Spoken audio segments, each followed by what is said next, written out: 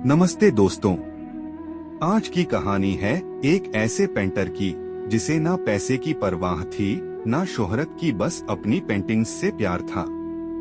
ये कहानी है विंसेंट की, एक ऐसा कलाकार जिसने दुनिया को दिखा दिया कि जब जुनून सच्चा हो तो सफलता खुद पीछे पीछे चलती है। विंसेंट नामक महान चित्रकार का नाम तो आपने सुना ही होगा। चित्रकारी उनका पैशन था। वे बस चित्र बनाते रहते, उसे बेचना या नाम व दाम कमाना उनका उद्देश्य कभी नहीं रहा। उनके लिए तो चित्रकारी में मिलने वाला आनंद ही उनके कार्य का एकमात्र इष्ट परिणाम था। अब ऐसे व्यक्ति की चित्रकारी का क्या कभी कोई जोड़ हो सकता है? बस वे चित्र बनाते और रखे रहते, बहुत हुआ तो दोस्तों के घर जाकर अपनी पेंटिंग्स टांग आते। दोस्त भी दोस्त थे, पेंटिंग्स की कोई पहचान तो थी नहीं उन्हें। विंसेंट के जाते ही अपनी दीवारों से उसे निकालकर यहाँ वहाँ रख देते। ड्राइंग रूम की शोभा क्यों बिगाड़ना? उधर विंसेंट का ध्यान इन बातों में कहाँ विभाजित होने वाला था। वे तो बस चित्रकारी के दीवाने थे। उनका पूरा ध्यान बस पेंटिंग्स बनाने में ही लगा रहता था। वे फिर कोई पेंटिंग बनाते और फिर किसी दोस्त को दे आते। उनका दोस्त फिर उसे दीवार पर टांग देता और जाते ही फिर उतार फेंकता। लेकिन विंसेंट का ध्यान ही नहीं जाता था कि इसी दीवार पर उनकी ही पेंटिंग कई बार लग चुकी है। खैर, एक दिन वे यूं ही किसी पहाड़ी पर बैठे हुए थे। बैठे बैठे संध्या हो गई और सूर्यास्त होने लगा।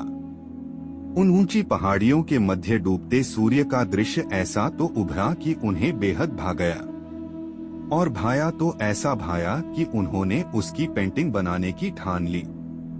फिर क्या था, महीनों उसी पहाड़ी पर डेरा डाले सूर्यास्त की पेंटिंग बनाते रहे। अब ऐसी दीवानगी के परिणाम तो आने ही थे।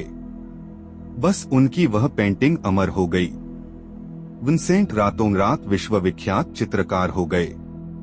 फिर तो उनकी नई चित्रकारियां छोड़ो, पुरानी की भी मांग बाजार में निकल आई। ऊंचे ऊंचे दामों पे वे भी बिकना शुरू हो गईं। नतीजा यह कि विंसेंट के साथ साथ दोस्तों की भी चांदी हो गई। विंसेंट की जो पेंटिंग्स उन्होंने यहाँ वहाँ फेंकी थीं, सब खोज खोज के बेच डाली। उनके सारे दोस्त भी विंसेंट के साथ रातों रात अमीर हो गए।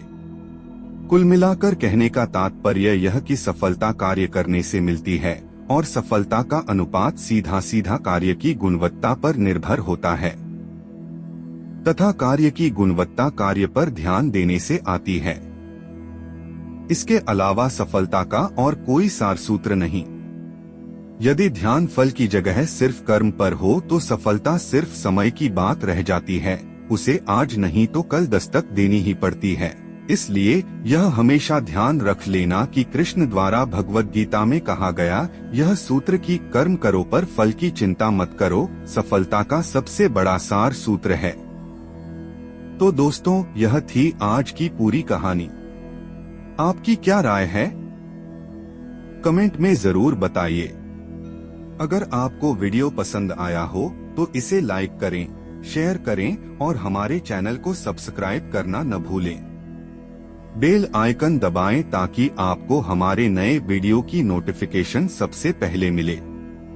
मिलते हैं अगले वीडियो में, तब तक के लिए जय हिंद, धन्यवाद।